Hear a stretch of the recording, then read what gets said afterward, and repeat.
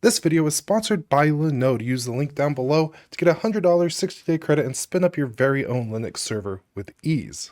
Hello everybody, this is TechHut. This is going to be the very first Linux video of the year. And with that, we're going to be checking out KDE Plasma 5.27 beta. In the last couple months, I've been switching out a lot of my GNOME or GNOME systems for KDE Plasma as I switched my Nobora system over from GNOME to KDE. And I've been using the Steam Deck a lot recently, which has, of course, the desktop mode featuring KDE Plasma. And being that I am more and more in that ecosystem, I am really looking forward to some of the new features coming in the next version. And here we are in the beta. The first thing we're noticing is they have a new welcome to KDE Plasma kind of dialogue.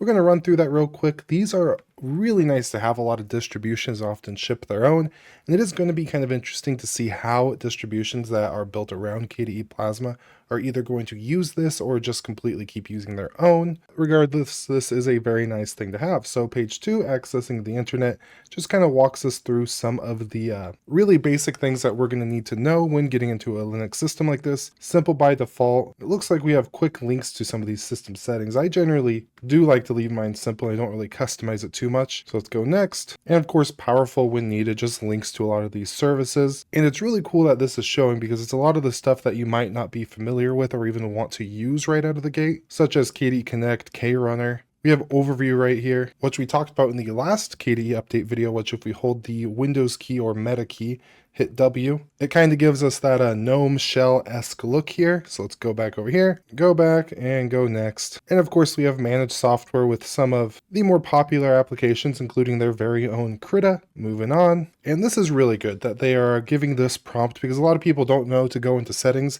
This information is really helpful to KDE Plasma and their team. And of course, any data that you send to them isn't really identifiable to you and your computer. So if you do want to help out the Plasma team, sending this usage information is really beneficial to them. Of course, we have online accounts, going to skip that and get involved right here. So you can click that if you are interested in that. Next, and then of course they want a little donation, which that never hurts. So that is one of the new additions. If we go over to our web browser here, I just kind of read through all of this. There are quite a few new things. The first thing we just checked out is that Plasma welcome. Under applications, we're going to have the availability to set specific Flatpak permission settings, which is nice because Flatpak is kind of becoming the primary package delivery system in Linux other than, of course, native repositories. So if I search Flatpak here, we have the new Flatpak permission settings. Currently, I do not have any Flatpaks installed, but as we can see on this screenshot here, under basic permissions, we have things like internet connection, sound server, login access. And then down here, we can set specific file system access, so you can set read-write for your user or system directories. Definitely a really nice way to go ahead and manage that. Next up, this is a big update that I'm not really going to be able to dive too far into, but this is the multi-monitor refractor upgrade. I'm going to leave this linked down below, which will give a lot more information on specifically what is going on. But if you're somebody who's ever used multi-monitors on Plasma, especially if you have 3 monitors or more, chances are you've run into issues with wallpapers, widgets, or anything kind of getting reset, moved around. This theoretically should fix a lot of those issues for those multi-monitor users, including right here we see better experience for those using USB-C based docks, and then this gets into a lot more of the technical aspects of the actual improvements. Scrolling down, we have the Hebrew calendar, which I currently don't have set up, but you can now show it on your digital clock when you actually click on it down below. And probably the biggest deal to me is the new KWin tiling system. Often we would have to use some sort of KWin extension to enable tiling, but now it is just a built-in system feature. We can see now with Meta or the Windows key T, the quick tiling is launched, allowing for complete control of where your windows are going to be placed. So just for giggles, I'm going to open up the Discover store as well as the system settings and then hit that Windows key and the number T. And now you can see there are a good amount of options. So I could go ahead and move around these pre-configured spaces. I can delete this one, so I have a big window over here. I can add or split it vertically, so I have the kind of standard workflow that I'm at least used to when it comes to tiling window manager layouts. And of course here we can add some padding, which is always very nice, and you can load specific layouts if you'd like to as well. And then if we go back over here, you can see drag windows with shift pressed to go ahead and stick it to the tiled layout. So if I hold shift and I start to drag, you can see that kind of a layout that I went ahead and set up. So I could put that there, I could put my settings up here, and then I could go ahead and put Discover down here.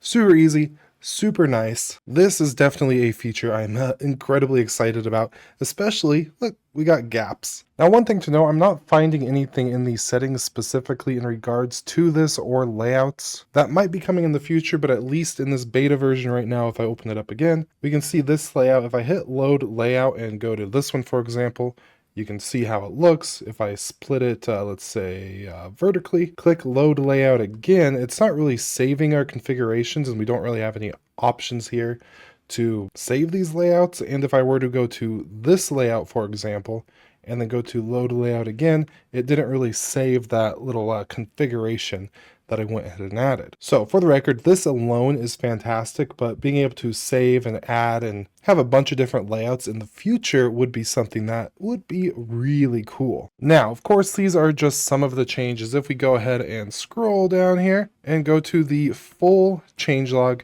we will see a lot more of everything that has been changed, including specific applet widget changes. You can see there's been a whole bunch of different improvements and changes within the Breeze theme specifically. Discover has had a whole bunch of changes, and really just a whole lot more. I could keep scrolling and scrolling and scrolling. Just overall, the work that the KDE team doing is fantastic, just about as fantastic as the sponsor of today's video, Linode. Again, use the link down below to get a $100 60-day credit to easily spin up your very own Linux server with ease. You have a whole bunch of distribution options to pick from if you want to go with just a base install, or you can use their marketplace of applications to get whatever you want spun up with ease. I've been using them for quite a while, and I do have some videos over on the Linode channel if you want some more detailed and dedicated guides setting up services on their platform. So with all that, I do hope you have a fantastic day. Anything I mentioned will be linked down below,